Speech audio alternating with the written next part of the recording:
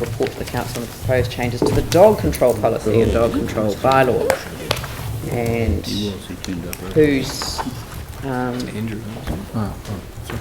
who chaired that one? Me.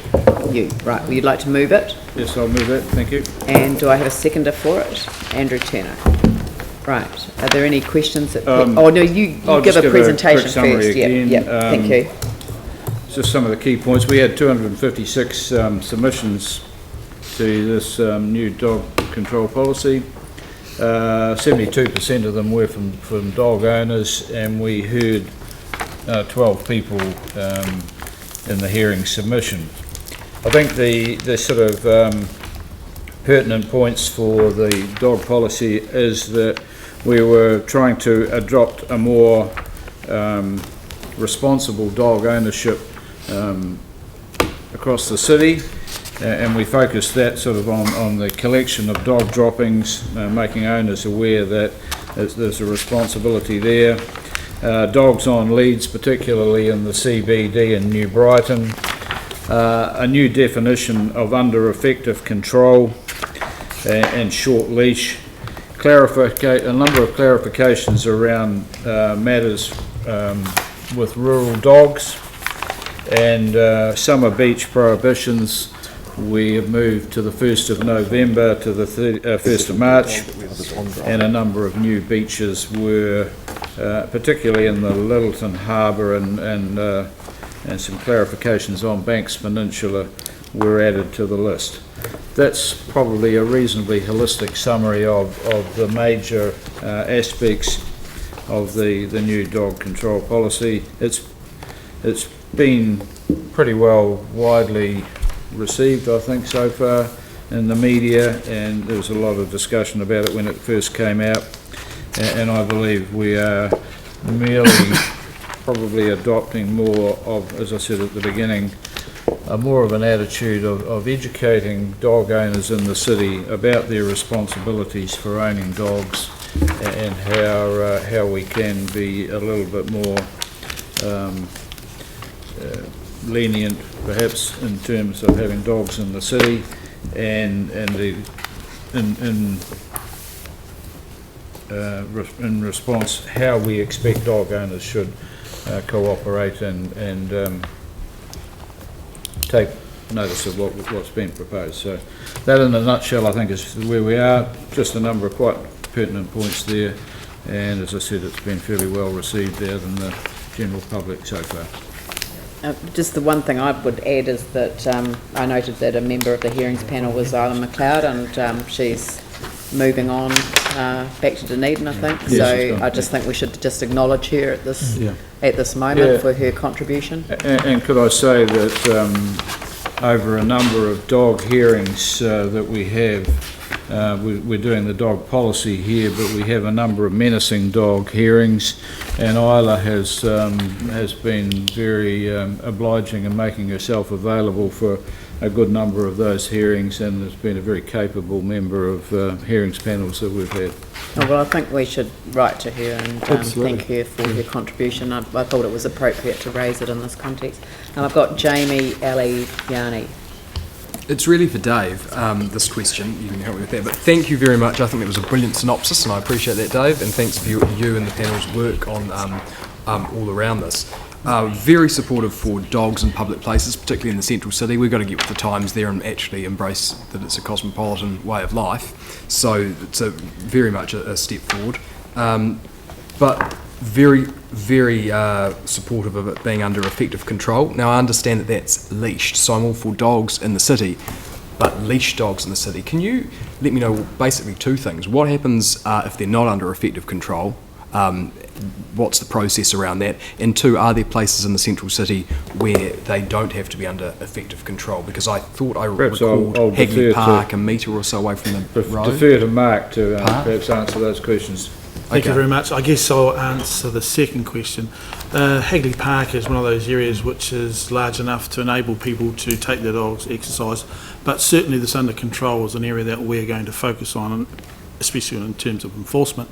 The paths they have to be. The lashed paths, they over. must be Paths on a they have to leash, be. yes. Yeah. But certainly the rest of the area. I think the dog parks that the city's created, we have 7 really good dog parks, yes. encourages people to take their dogs to dog parks as opposed to playing areas where we really, quite frankly, don't need dogs in those areas.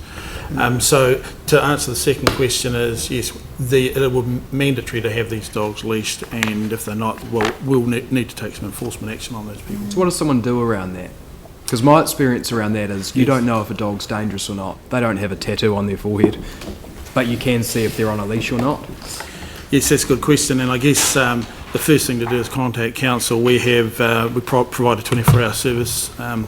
We'll get there to those areas as quickly as possible, speak to those owners. If they don't wish to comply, then we have to enforce it with infringement fines. The maximum penalty is $300. It's quite significant, and should deter people who are going to take the attitude of I'll just let my dog run off the leash, because that's not acceptable in the community at all. No, thank you very much. I think that's important to reinforce, that it's ring the council. Don't ring Absolutely. anyone else, ring the council. That's right. 24/7, we've got coverage That's right. with the dog, what do you call it, dog control. Yeah. Yep.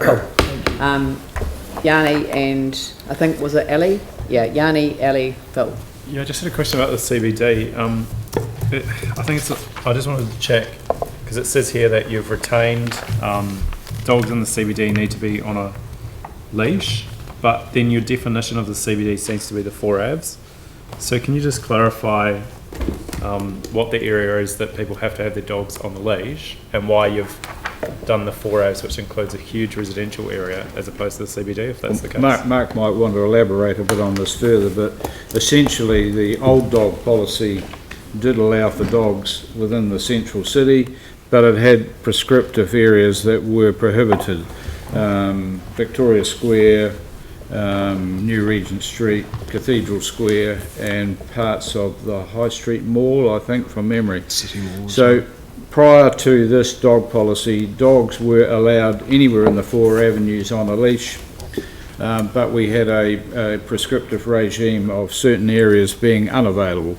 What we are now, we've removed the areas that were restricted before, and basically now saying the whole of the central city is dogs are allowed, but they must be on a leash in all areas.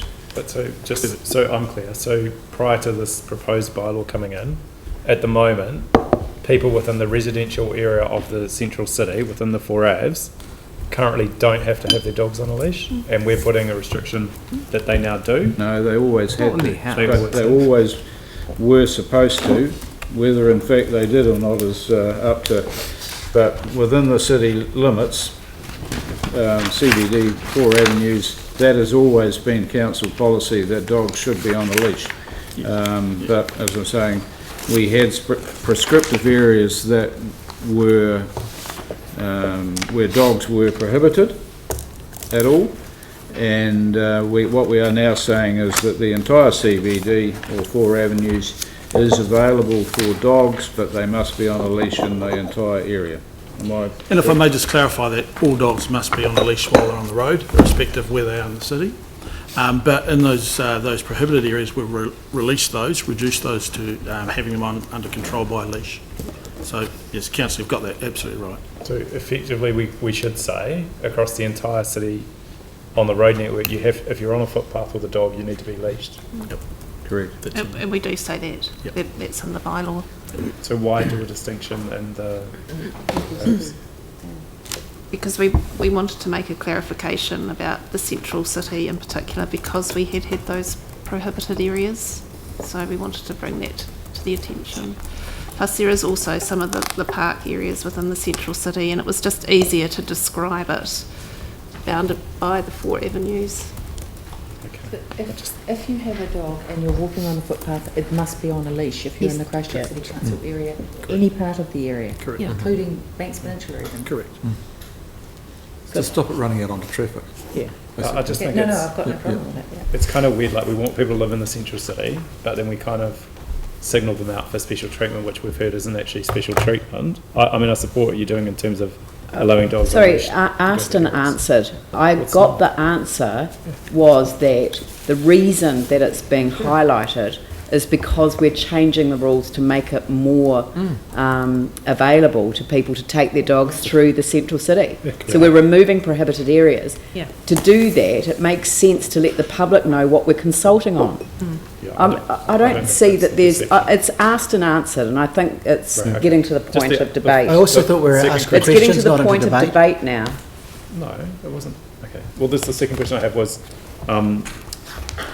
around the dog parks. So I know previously there was a resolution for council to look at new dog parks, particularly around the Port Hills, in terms of the eastern side of the Port Hills, and also possibly in the central city. So did the hearings panel consider the idea of having additional dog parks to match the kind of increased restrictions? Was it part of the scope, though?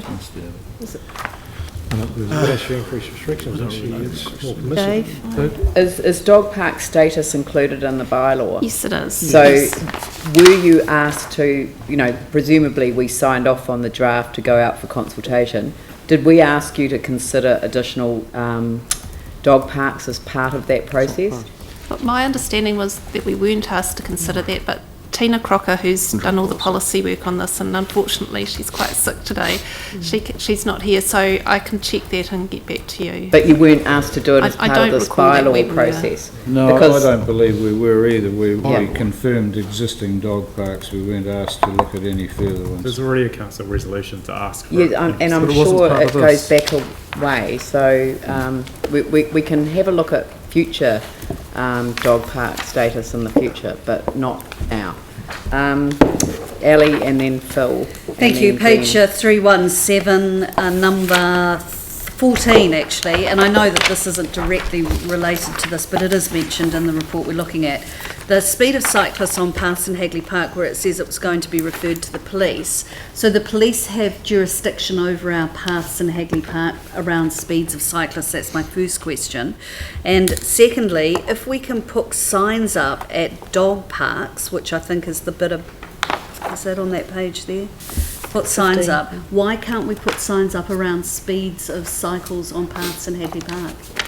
So the speeds of so a cycle is a vehicle in terms of the Land Transport Act and rules. So the police have jurisdiction to enforce the speeds of vehicles, but we Are there don't. speed limits on bikes? Sorry. Yeah, I'd have to check that again. But there was, if we wanted a specific speed limit in Hagley Park, we would have to set that. But I just need to go back and check the land transport rules about the speed of cycles. But certainly we did feel that we couldn't deal with that specifically in the bylaw, but we did want to have a discussion with the And we police can't about put that. signage up saying warning cyclists or warning dogs or something like that as a sort of a heads up? Well, there is new signage going in Hagley Park, I know, with the new pathways and the unicycle and things like that. So some of that. Okay, all right. Yeah. Current This- cycleways, none of This them. was an issue that sort of got quite an airing in the hearings, and in recent meetings, the problem was also surfaced along Ralston Ave in front of the museum and Christ College as well, with cyclists going at some considerable speed. So it's an area, perhaps, whilst we can't and didn't deal with it in the dog policy, it is an area that possibly needs some means of address through council, Yeah. because I think there might be something coming to Yeah. the Environment and Transport Committee. specifically it's not something that we could include in the dog policy. Yeah, Thanks. Phil. With the list, for example, in the Port Hills Reserves, was on page 384. I just wondered, is Rapaki track? I couldn't find it. Is it included somewhere else? It wasn't on the list for Port Hills Reserves on page 29.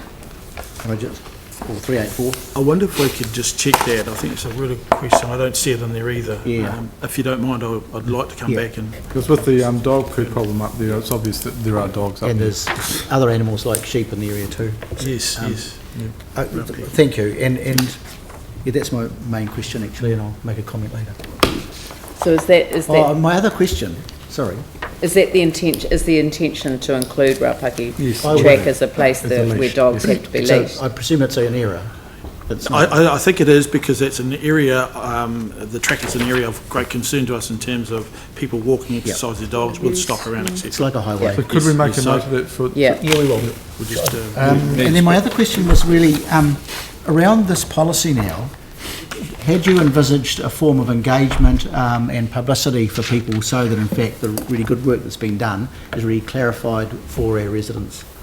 Yes, we've commenced that already. We have a communications team actively involved in drafting documents up so we can get it out to the community, to let them know this is now, once this has been approved, I guess, this is now our new dog control policy, and these are the areas of concern that you might be interested in looking at, and so the communications group are developing a plan now for that to happen. Thanks, mate. Ben? Oh, thank you. Is there now, do you think, greater clarity, and I'm looking at the schedule, page 385, in relation to dogs on beaches, do you think there's greater clarity now over boundaries with the various beaches, Mark? Because I think there's been some ambiguity over where you must have a dog leashed or not. So once you get into the kind of New Brighton section, I think some people are under the impression you can let them run free. It's actually not the case. To me, this looks like it's leashed for the whole coastline, is that? Yes, essentially that's right. However, if you're walking through one of these prohibited areas, you may have your dog on a leash, you need to keep it under control. Then once you're outside of that prohibited area, which is 100 metres either side of the surf club, for instance, you can let your dog go and have exercise. It seemed ridiculous to expect someone to get to that line, go around the outside, cross onto the road, get back on the beach. So it was just as easy to enable the person to get through from one side of the beach to the other, through that area, but with the dog on a leash under control. I think Did it's that answer those, the question? yeah, there's still a bit of confusion out there, and so Yes. we're seeing a mix of. The signs, I guess, because they're up fairly high in terms of the high tide mark, are really something we probably need to address when we do the signage plan. I think enforcement also needs to be there on a more frequent basis, particularly over the summer period. And I don't mean during Monday to Friday, Saturdays and Sundays needs to get a bit of a hammering as well. Okay.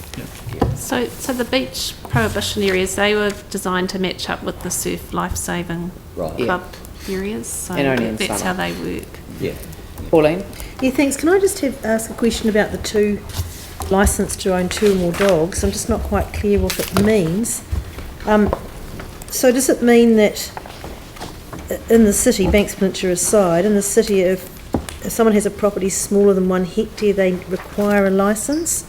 Or do they only require a licence as the next bullet point? Sorry, I'm on page 318. If they have more than 2 dogs? I'm not quite clear. So the issue was in Banks Peninsula, those properties that were, I guess, communities that were fairly tight in terms of boundaries, and then there were areas which were larger rural areas, Yes. and it was a matter of getting a balance between whether you had a property larger than that or smaller than that. And if you did have one smaller than that and it was considered as part of, let's say, Akaroa community, and it was in the city, in the township, there was a need to have a licence to keep 2 or more dogs because they were all relatively the same in terms of size. When you went outside of those areas, those rural areas, the farming areas, obviously you wouldn't need to have a licence to keep 2 or more dogs. And the majority of farming communities have more than at least 2 or 3 dogs, Yes. working dogs. And the second bullet point? Altering the proposal? So when we went out for consultation, we had a licence for owning 2 or more dogs. Yeah. But the feedback from the submissions and the hearings panel considered that and decided that it would be a licence for more than 2 dogs, so 3. If you've got 2 dogs, you don't have to have special provisions, but if you go to 3, you do. That's right. Whereas before it was 2 or more. So, yeah. And to get that licence, do I think people need the responsible dog status still? Generally, yes. However, there are many dog owners without that because the properties aren't quite they're larger than that. The property needs to be absolutely secured to ensure the dog can't get out. So it's about containment within the property, not necessarily the full containment of the property. Right, yep. Thank you, that's clear. Good. Oh, Vicky? Just the responsible dog owner status. So the removal of that, what does that actually mean in effect? So the responsible dog owner status policy, that was a separate policy. We've actually put those provisions into the dog control policy now, so that it's just all in one place. So it hasn't changed anything? It's just No. Right, thank you. Very good. All right, I'll put that motion. All those in favour say aye. Aye. Those opposed say no. That's carried. Thank you.